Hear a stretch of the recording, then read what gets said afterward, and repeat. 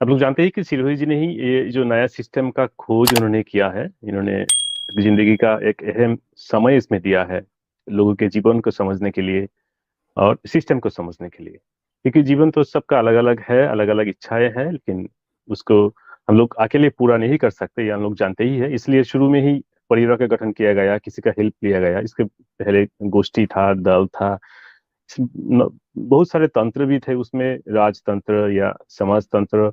समाजतंत्र नहीं, तो जो सामंत तंत्र ऐसा कुछ था। उसके बाद हम जानते जानते हैं कि ब्रिटिश उपनिवेश था बहुत सारे देशों में। तो चेंज हो के अभी एक अ, तंत्र हमको मिला है, इसको हम लोग गणतंत्र बोलते हैं, जिसका आज स्थापना दिवस है भारत में, जानते हैं हम लोग। तो अभी ये डेवलप होते होते आया है। तो अभी ये लोग बोलते हैं कि अल्टीमेट सिस्टम है अभी, जो लोग इस सिस्टम में है। तो ये तंत्र बोलते हैं सही है, राइट है। तो हम लोग गलत है कि हम लोग उसको अप्लाई नहीं कर पा रहे उस संविधान को। तो लोग ऐसे देखते हैं। तो सिरोही जी, आपके पास ये प्रश्न है कि आप ये जो आप कैसे देखते हैं कि ये जो सिस्टम है वो भी तो एक दर्शन के आधारित ही बनाया गया है। जो टीम था उसमें उसमें लोगों का भी सहयोग था उसमें। जब ये टीम गठन होने के बाद ये संविधान आया था। तो अभी इतने साल बाद में जो अमर जी ने बताया है कि इतने साल बाद हम लोग देख ही रहे हैं कि इसका जो एप्लीकेशन है वो सही से हो नहीं पाया। तो ये लोग ऐसे देखते हैं कि लोग तो सही है, लेकिन मतलब लोगों में गलती है। सॉरी, लोगों में गलती है, लेकिन सिस्टम तो हम लोग सही से बनाया है। ये जो गणतंत्र है, लोगों के पास गणतांत्रिक अधिकार है, पावर है। लेकिन हम लोग इसका उल्टा बात कर रहे हैं कि ये कम्प्लीटली चेंज के लिए हम लोग बात कर रहे हैं कि ऑपोजिट कंप्लीट। हम लोग बोलते हैं नहीं, सिस्टम ही प्रॉब्लम है और लोग सही है। तो इस चीज को थोड़ा सा एक्सप्लेन कीजिए आप कि इस क्वेश्चन को बार बार डील करना पड़ता है हम लोगों को। क्या है कि हर एक आदमी की समझ का स्तर होता है। तो अब जैसे अंबेडकर जी को लें, क्योंकि इस तरह का स्टेटमेंट उन्होंने ही दिया था सबसे पहले कि भाई आज का जो सिस्टम है गणतंत्र का, जो ये संविधान बना हुआ है, ये तो ठीक है, लेकिन जो लोग हैं इसको चलाने वाले वही ठीक नहीं है। ऐसा लगता क्यों है, इसके इसके पीछे जाए। मतलब ऐसा ऐसा नहीं है कि कोई आदमी ऐसा जानबूझ के बोलता है, ऐसा उसे लगता क्यों है। इस बात को यूं करके समझें कि उसने जो सिस्टम बनाया है, क्योंकि जो सिस्टम बना था उस सभा के अध्यक्ष थे अंबेडकर जी। तो उन्होंने अपनी समझ से, या उस समय जितने भी लोग थे बनाने वाले, वो जितना बेहतर बना सकते थे उन्होंने बनाया, जो भी उनको एक बेहतर पॉसिबिलिटी थी। तो वो उसमें तो वो कोई कमी देख नहीं सकते थे ना। मतलब उनका जो स्तर था किसी चीज को जानने समझने का, उस, उसी स्तर से उन्होंने वो आंसर रखा संविधान के रूप में। तो अब उसमें तो वो कोई कमी नहीं देख सकते ना।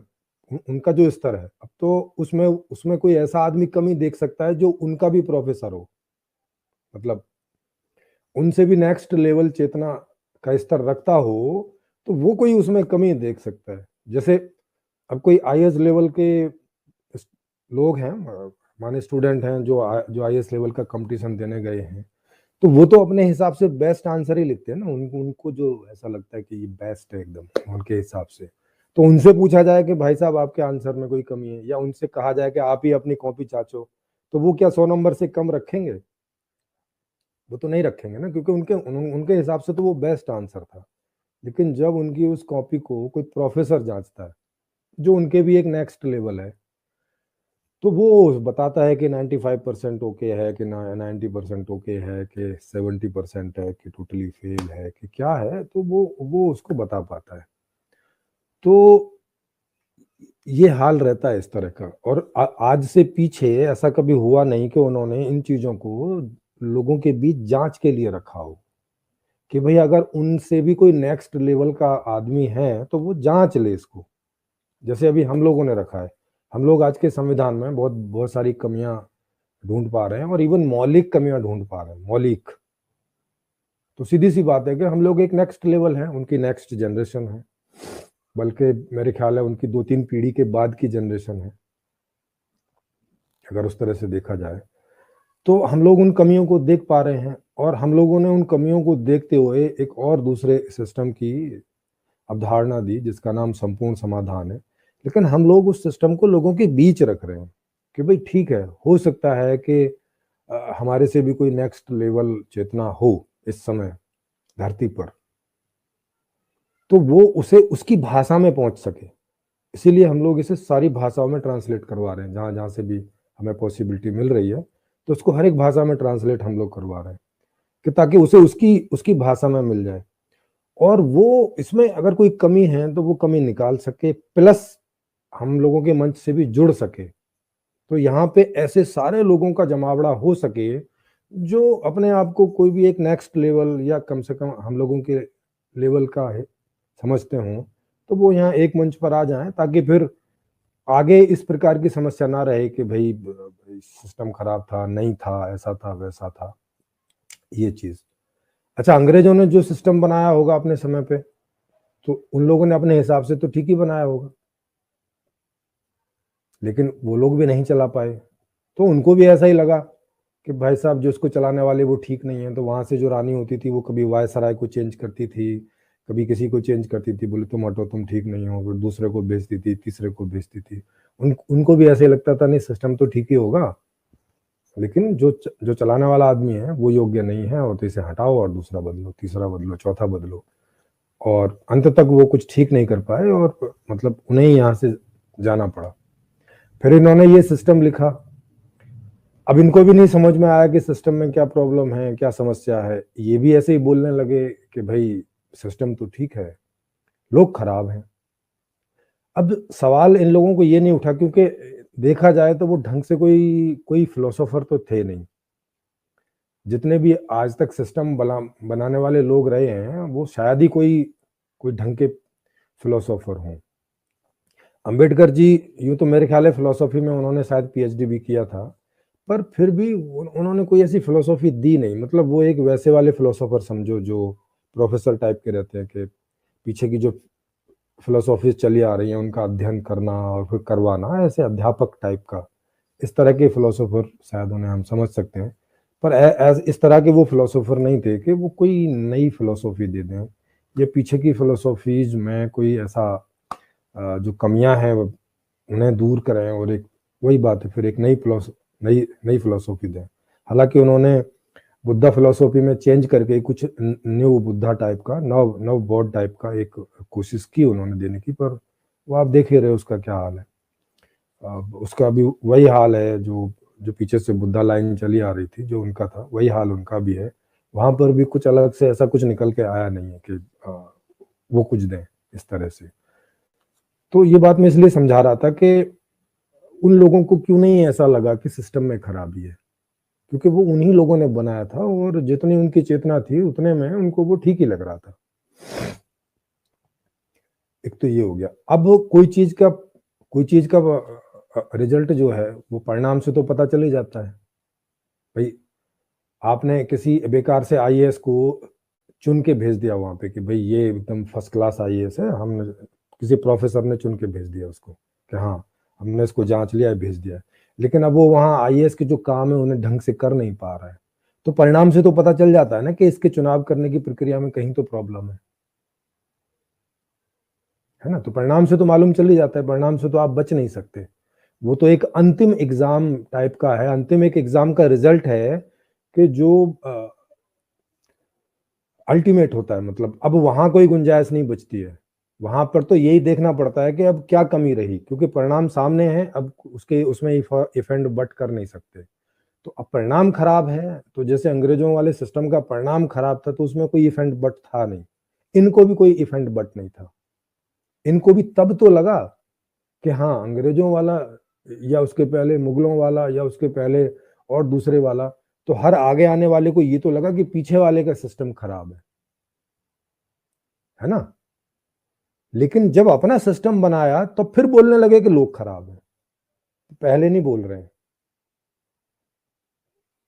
पहले नहीं बोल रहे हैं कि भाई साहब सिस्टम तो ठीक ही होगा, लोग खराब हैं तो लोगों को ठीक करते।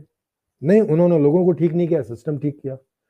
सिस्टम ठीक करके और फिर भी परिणाम ठीक नहीं हो रहे हैं, तो फिर कह रहे हैं कि अब लोग खराब हैं। फिर नहीं, फिर अपने उस पहले वाले स्टेटमेंट पर कायम नहीं है कि नहीं भाई साहब सिस्टम ही खराब है, अब सिस्टम को फिर दोबारा से रिवाइज करो। इसका रिवीजन करो, इसको देखो कि कहाँ पे प्रॉब्लम है ना। उसमें कोई रिवीजन जैसा नहीं है। हालांकि इन्होंने उसमें रिवीजन के लिए रखा कि भाई ठीक है, उस समय के जो लोग होंगे तो वो देखेंगे कि कौन सा नियम खराब है, कौन सा नियम ऐसा है, तो उसको वो ठीक कर सकते हैं, अमेंडमेंट कर सकते हैं। और इसीलिए 120 से भी ज्यादा अमेंडमेंट अभी तक हो भी चुके हैं। मगर वो जो अमेंडमेंट हुए हैं वो विद इन द संविधान हुए हैं, मतलब उसका जो एक मौलिक फ्रेम है उसमें कोई ऐसा खास बदलाव कभी हुआ नहीं। और हम लोग कह रहे हैं कि उसके मौलिक फ्रेम में ही प्रॉब्लम है, मौलिक फ्रेम ही खराब है ना। जैसे अंग्रेजों का जो फ्रेम था वो मौलिक रूप से खराब था। क्यों खराब था? क्योंकि उन्होंने ऐसे आदमी को दो भागों में बांट के और ऐसा बनाया था कि एक अंग्रेज लोग और एक भारतीय लोग। तो उन्होंने उसको बनाया था कि वो मैक्सिमम बेनिफिशियल रहे अंग्रेजों के लिए। अंग्रेजों को ओरिजिन में रख के उन्होंने उसको बनाया। तो वो तो जैसे मूल से खराब था, इनको भी समझ में आया तो इन्होंने उसको हटाया। भाई ये ऐसे तो ठीक नहीं है, आदमी आदमी में अंतर करके बनाया गया है। अब ये जो इन्होंने संविधान बनाया तो इसमें भी आदमी आदमी में ऐसे सिंपली संविधान में तो कोई अंतर नहीं है, लेकिन उसकी प्रक्रिया ऐसी है कि वहाँ जो अमीर लोग हैं, जो पावर वाले लोग हैं, जिनके पास पैसा की पावर हो या पदों की पावर हो, वहाँ अपने आप जो है वो एक पक्षपात हो जाता है। इवन इवन पुलिस वाले तक पक्षपात करते हैं। उसको अरेस्ट करने, उसकी उसकी एफआईआर लिखने में कोई एकदम पावर वाला आदमी है तो उसकी तुरंत जाती है एफआईआर लिखी जाती है।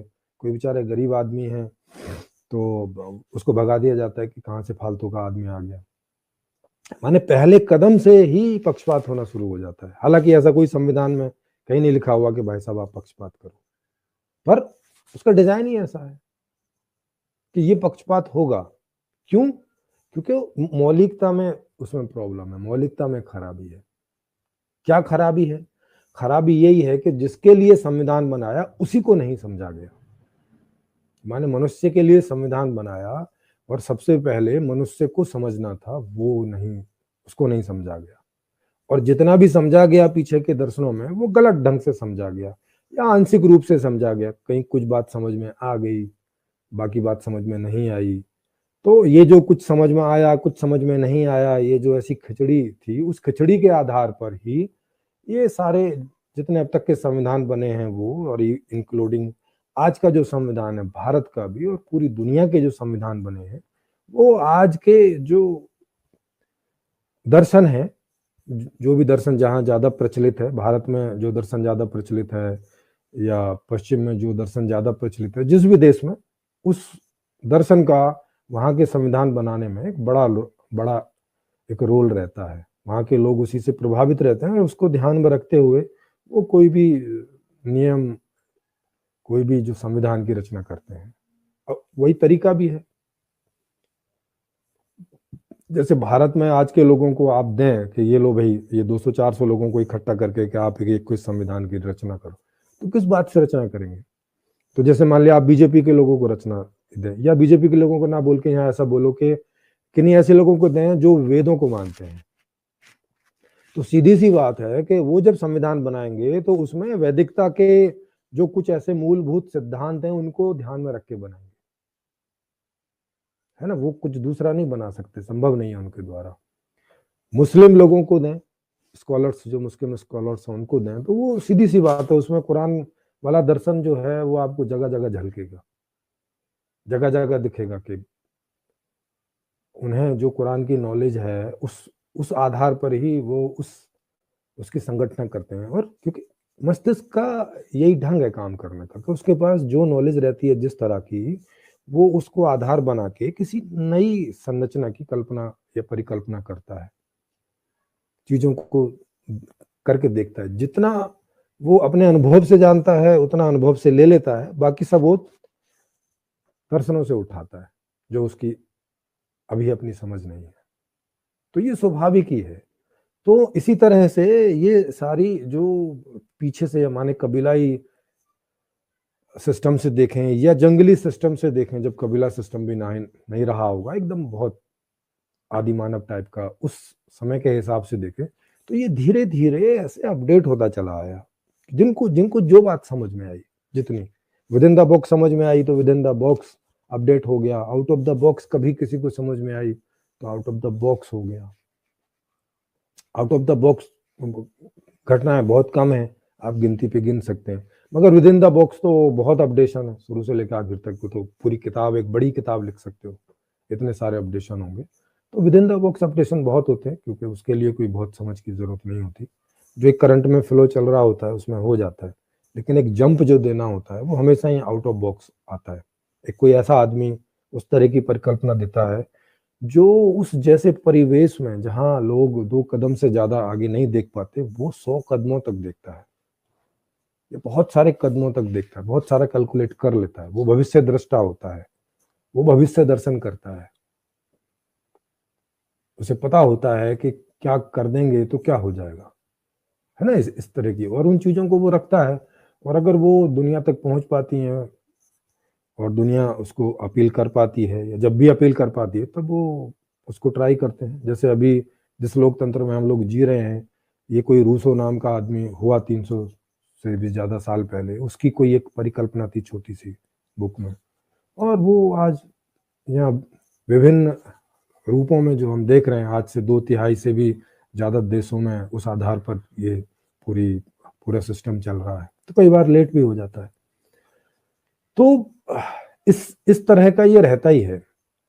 तो इसमें ऐसा सोचना कि लोग खराब हैं, वो एक आप स्वाभाविक रूप से देख सकते हो, लेकिन अगर लॉजिकली देखेंगे तो ये बात गलत है। क्योंकि अगर लोग खराब हैं तो फिर ये सवाल उनको ये उठता है, तो ये संविधान आपने बनाया किसके लिए फिर? मतलब जो वर्तमान में लोग थे उनके लिए नहीं बनाया, नहीं, ये प्रश्न सिंपल सा उठ के आता है। और यही वो प्रश्न है जो ये बताता है कि जिसने भी वो संविधान बनाया है उसने लोगों को अपने मध्य में नहीं रखा, लोगों को अपने सेंटर में नहीं रखा जिनके लिए बना रहा है।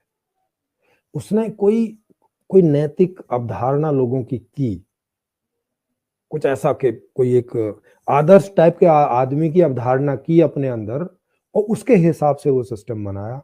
अब चूंकि लोग तो वैसे है नहीं है, अब लोग वैसे है नहीं तो वो वैसे वर्तेंगे नहीं, उस संविधान में वैसा व्यवहार नहीं करेंगे। जब वैसे है ही नहीं तो व्यवहार कैसे करेंगे? अब वो बोलता है कि ये तो वो आदमी नहीं है भाई साहब जिसके लिए मैंने संविधान बनाया था, और फिर कह रहा है कि संविधान तो सही है। तो संविधान कैसे सही हो गया जब उसके लिए बनाया ही नहीं है जो आदमी है? तो बनाया किसके लिए था आखिर? बंदर के लिए, शेर के लिए, भालू के लिए? किसके लिए बनाया था? या कोई ऐसी स्पीसीज के लिए बनाया था जो कभी इन फ्यूचर आएगी, आज नहीं है? तो आखिर ये संविधान बनाया किसके लिए था? और जो लोग हैं अगर उनके लिए बनाया था तो फिर ये शिकायत क्यों कर रहे हो कि लोग योग्य नहीं हैं, ये लोग वो लोग नहीं हैं जो इस संविधान को चला सकें? तो ऐसी मशीन क्यों बनाई भाई साहब आपने? ये ऐसे ही है जैसे कोई वैज्ञानिक कोई एक ऐसी मशीन बना दे और जिसे खुद भी ना चला पाए। अंबेडकर जी कानून मंत्री थे, उनको जो वहां से वो बाहर हो गए किन्हीं कारणों से, तब उन्होंने ये स्टेटमेंट दिए थे बीबीसी के अपने इंटरव्यू में। मतलब एक किसी वैज्ञानिक ने कोई मशीन बनाई, अब वो उसी के चलाए नहीं चल रही है, और फिर वो कह रहा है कि अब ऐसे लोग चाहिए जो उस मशीन को चला सकें। और फिर 70 साल निकल जाते हैं और कोई आदमी नहीं दिखाई पड़ता जो इस मशीन को ठीक से चलाए, और फिर भी कहा जाता रहता है कि नहीं मशीन तो ठीक ही है, चलाने वाले ठीक नहीं है। ये ऐसी कैसी मशीन है जो अब तक समझ तक में नहीं आई है, और लोग इसे चलाना नहीं चाहते वैसा? अच्छा, जो लोग ऐसा बोलते हैं अभी भी, वो तो श्रद्धा में बोलते हैं कि जिनको अंबेडकर जी में श्रद्धा है, कोई भी उनके, उन्होंने जो बहुत सारे अच्छे काम किए उस समय, उसकी वजह से उनमें जो श्रद्धा है वो उस वजह से बोलते हैं। लेकिन ये बोलने के पहले ये भूल जाते हैं कि भाई इसी संविधान में आपको भी ये उतना ही राइट है कि आप जीते हैं, इलेक्शन में जाएं, जीते और पहुंचे वहां। अगर आप वो आदमी हैं जो ठीक ढंग से इस संविधान को चला सकता है, अगर आप वो आदमी हैं तो पहुंच क्यों नहीं रहे? फिर दिक्कत क्या है? आपको किसने रोका है? क्योंकि इलेक्शन में तो हर साल 15-20 हर एक जगह से 15, 20, 30 लोग खड़े होते हैं, कुछ दलीय कुछ निर्दलीय। खड़े होने में तो किसी को कोई रुकावट है नहीं, कोई रोकता नहीं आके, ना संविधान रोकता है, ना कोई पार्टी वाले रोकते हैं कि भाई साहब आप इलेक्शन में पर्चा क्यों भर रहे हो, नहीं रोकते ना कोई भी। अच्छा, फिर ऐसे लोग जब ट्राई भी करते हैं तो फिर जब उनकी जमानत जब्त हो जाती है तो आके बोलते हैं अरे लोगों में ही अकल नहीं है। अरे अरे भाई, लोगों में अकल नहीं है तो आप अब तक बात किससे कर रहे थे? यानी ये बात किसको बता रहे थे कि संविधान तो ठीक है मगर इसको चलाने वाले लोग ठीक नहीं? ये बात बता किसको रहे थे? उसी खराब आदमी को जो योग्य नहीं है, उसको ये बात बता रहे थे।